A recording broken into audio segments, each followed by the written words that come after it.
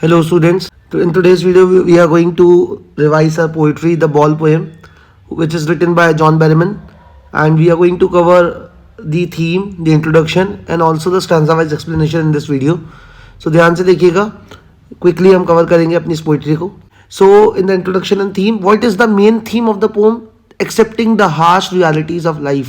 जीवन के कड़े सच्चाइयों को हमें अपनाना चाहिए, हमें उससे पीछा नहीं छुड़ा सकते हैं. इस पोइट्री से ये हमारे पोइट साहब बताना चाहते हैं. This poem is about losing something which we love and the learning to grow up. कि कैसे हम हमारी सबसे प्यारी चीज़, सबसे लविंग चीज़ को भी खो के हमारे को आगे कैरी ऑन करना पड़ता है, मूव ऑन करना पड़ता है लाइफ में. The poet uses the ball as a symbol. We are losing the ball symbolize losing his childhood that he cherished for long, then he lost it unexpected. तो इस poetry के अंदर जो ball है वो एक सिंबल की तरह यूज़ करा गया है पोइट के चाइल्डहुड से, या फिर कोई भी उस चीज़ से जो कि हमें बहुत ज़्यादा प्यारी है, वो चीज़ जो हमें बहुत ज़्यादा पसंद है. क्योंकि उस चीज़ के खोने के बाद में पोइट को लगता है कि उसने अपना चाइल्डहुड खो दिया जब बॉल खोती है. एंड उसके बाद भी ये जो खोना हुआ है, ये कैसा हुआ है, बहुत अनएक्सपेक्टेड हुआ है पोइट के लिए. He don't want to lose it, nobody want to lose the living thing, but this is not in our hand. तो जीवन में जब लिखा है कटना तब कटेगा, इसका कोई कुछ नहीं कर सकता है. The lesson of accepting the harsh realities of life, that one day we will lose our loved ones and our loved things. तो जीवन की यही रियलिटी है, यही कड़ा सच है कि जो हमारे loved ones हैं एक दिन वो चले जाएंगे, चाहे हम किसी को पसंद हो या हमें कोई पसंद हो.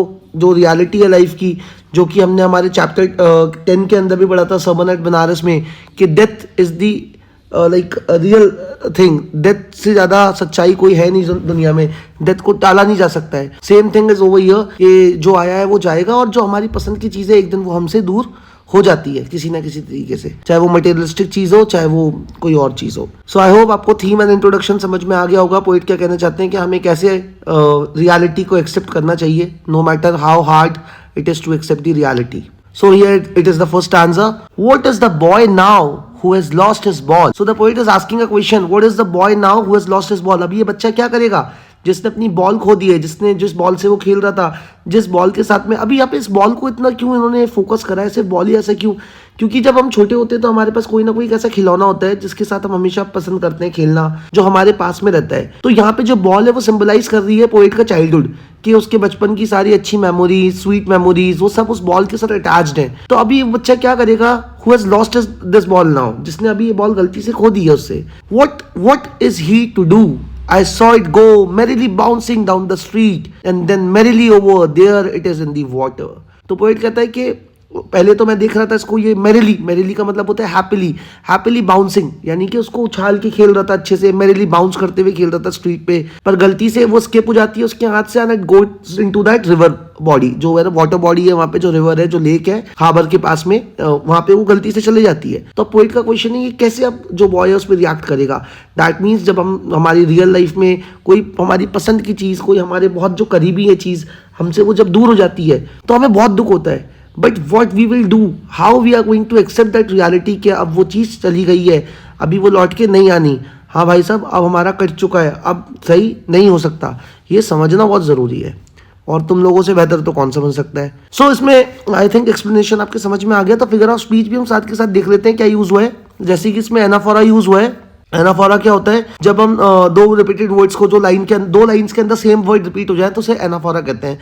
जैसे पहली लाइन में लिखा हुआ है what is the boy now, और दूसरी लाइन में लिखा हुआ है what is he to do. तो ये जो व्हाट दो बार आ रहा है दोनों लाइन के अंदर, इससे क्या हमारे को पता चल रहा है, यहाँ पे एनाफोरा यूज हुआ है, because anaphora is use of repeated words in 2 और मोर लाइन्स. उसके बाद में एजोनेंस भी इसमें यूज हुआ है. एजोनेंस मैं आपको पहले भी बता चुका हूँ. एजोनेंस क्या होता है, जिसमें हम वॉवेल साउंड का रिपीटेशन होता है, वॉवेल साउंड का. तो यहाँ पे ओ साउंड का रिपीटेशन हो रहा है, बॉय में, नाउ में, who, lost, O sound is getting repeated in these lines, in these words. तो this is assonance. And repetition क्या होता है, जब 2 वर्ड या 3 वर्ड, जब एक कोई वर्ड 2 बार, 3 बार, 4 बार रिपीट हो जाए तो एक स्टांजा के अंदर, तो उसे हम रिपीटेशन कहते हैं. तो यहाँ पे व्हाट जो वर्ड है वो रिपीट हो रहा है. आई होप ये चीज आपके क्लियर हो गई होगी. Stanza number 1. Now moving on to stanza number 2. No use to say O there are other balls. तो पोइट कहता है कोई समझाने का मतलब नहीं है कि भाई देखो दूसरी बॉल्स भी हैं.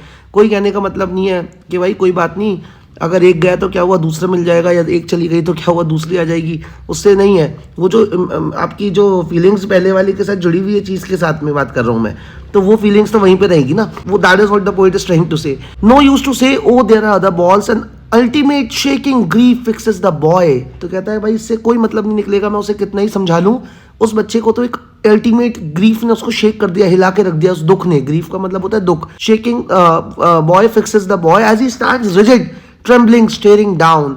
तो अभी बच्चे की कंडीशन बताइए, कैसे एकदम वो हार्ट ब्रोकन हो गया है, रिजिड हो गया है, he is trembling, he is shaking out of the pain and staring down, और उस बॉल को देखे जा रहा है, लगातार स्टेयर कर रहा है कि काश ये मेरे हाथ से स्किप नहीं हुई होती, काश वो ना गई होती, काश वो बॉल पानी में नहीं ना गई होती। Okay, all his young days into the harbour where his ball went, I would not intrude on him, a dime another ball is worthless, now he sense first responsibility.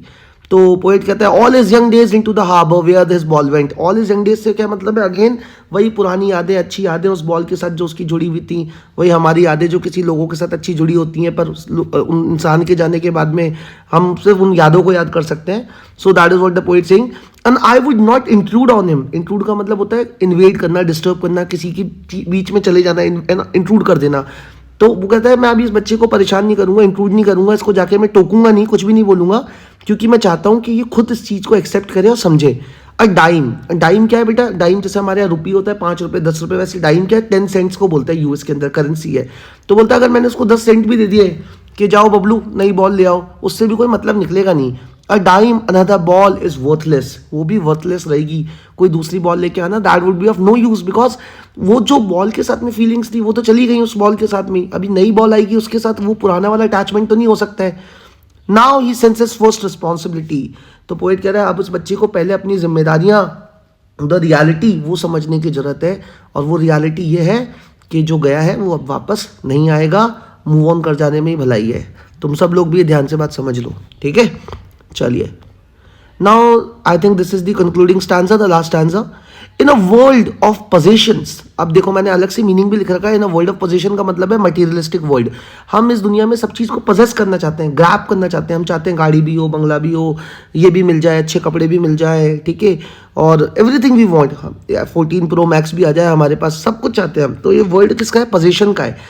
People will take balls, balls will be lost always little boy. तो यहाँ पे समझा रहा है poet उस बच्चे को कि भाई लोग हमेशा कुछ ना कुछ चीज़ इकट्ठी करने में लगे रहेंगे, मटेरियलिस्टिक चीज़ें लेंगे, balls will be lost always. लेकिन जो आई है चीज़ या जो लोग हमारी लाइफ में आए हैं वो ज़रूर जाएंगे, चाहे वो डेथ के फॉर्म में हो, चाहे वो हमें छोड़ के चले जाएं, चाहे सेपरेशन हो, तो वो हमसे डिटैच होगी। तो इंसान को ये समझना चाहिए कि जो चीज़ हमसे जुड़ी है वो अलग ज़रूर होगी। And no one buys a ball back, और वो पुरानी चीज़ दोबारा लाई नहीं जा सकती है किसी भी तरीके से, ठीक है? Money is external, money is external का मतलब मनी सिर्फ मटीरियलिस्टिक चीज़ें खरीद सकता है। आप नई कार खरीद सकते हो, लेकिन जो आपकी पुरानी कार थी, जिसके साथ में आपकी फीलिंग्स अटैच थी, जो आपके डैड ने आपको गिफ्ट करी होगी, या सपोज करो जिस कार के अंदर आपकी फैमिली के साथ आपकी अच्छी मेमोरीज है ट्रिप्स की, वो तो वापस नहीं आ सकती क्योंकि वो तो पुरानी हो गई, खराब हो गई या चली गई। That is what with human beings. He is learning well behind his desperate eyes.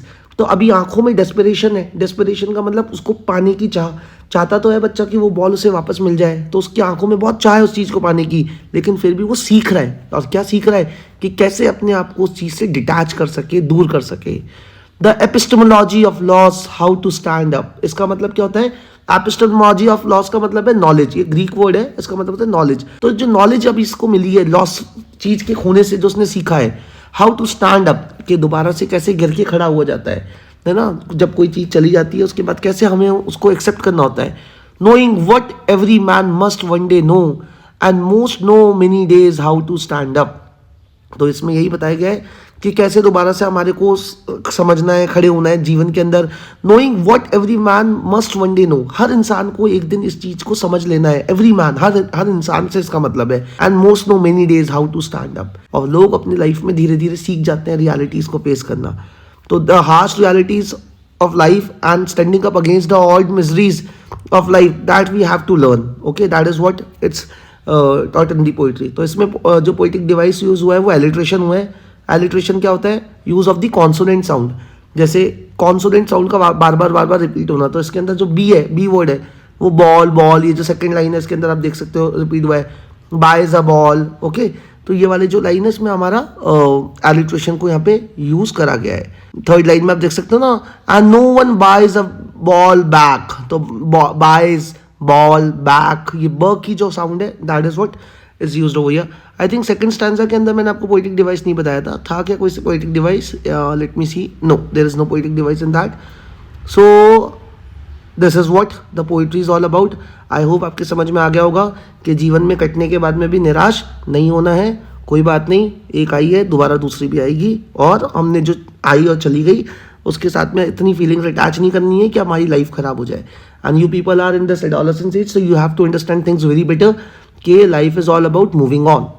I hope poetry समझ में आपको अच्छे से आई होगी। Thank you so much everyone.